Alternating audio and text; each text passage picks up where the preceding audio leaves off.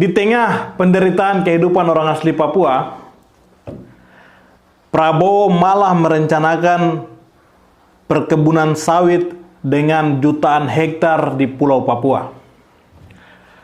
Dan tentu akan mengorbankan jutaan hektar pohon yang ada dan tumbuh di atas Pulau Papua. Dan juga mengorbankan kehidupan habitat-habitat yang ada di Pulau Papua. Hewan-hewan endemik, seluruh makhluk hidup yang hidup di hutan Papua. Termasuk manusia Papua yang hidup di Pulau Papua. Hal ini menjadi pertanyaan dan menjadi bahan refleksi kita bersama. Apakah Negara Kesatuan Republik Indonesia betul-betul mencintai orang asli Papua?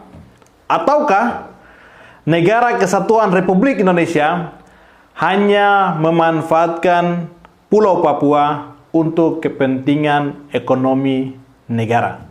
Negara sudah mengetahui, bahkan ada di dalam Undang-Undang Negara Kesatuan Republik Indonesia, Undang-Undang Dasar tahun 1945, bahwasannya negara mengakui adanya wilayah adat, hutan adat, air, dan manusianya.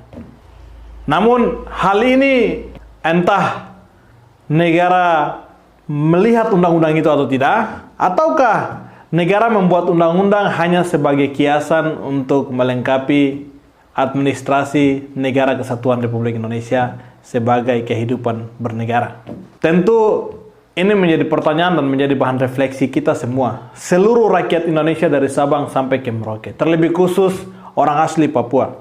Banyak sekali intelektual orang asli Papua, terlebih khusus mereka yang punya jabatan, mereka punya statement berkaitan dengan hal tersebut penuh dengan pandangan positif dan menguntungkan negara. Namun hampir 99% orang asli Papua menolak adanya perkebunan sawit di Pulau Papua. Mengapa demikian? Ya tentu karena kehidupan orang asli Papua adalah meramu, menikmati apa yang alam sudah sediakan.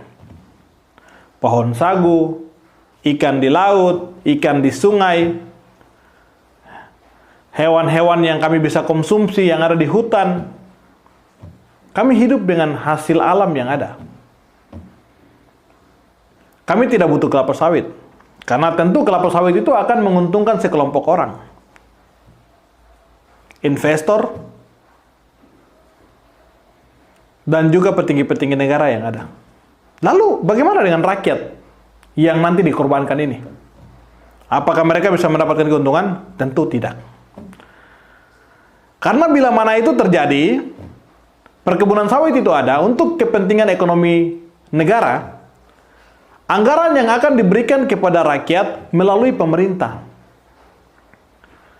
Seluruh dunia mengetahui bahwa Negara Kesatuan Republik Indonesia adalah negara yang belum terlepas dari praktek KKN, korupsi, kolusi, dan nepotisme. Ya, rakyat akan menjadi korban permanen atas kepentingan segelintir orang, atas kepentingan petinggi-petinggi negara, atas kepentingan sekelompok orang yang mengatasnamakan rakyat. Kami dengan tegas menolak adanya perkebunan kelapa sawit di Pulau Papua. Biarkan kami hidup dengan kehidupan kami, biarkan kami hidup dengan tradisi kami, adat istiadat kami, biarkanlah kami hidup dengan hutan kami dan seluruh makhluk hidup yang ada di Pulau Papua. Demikian, terima kasih banyak. Amolongo nimowitimi saipa.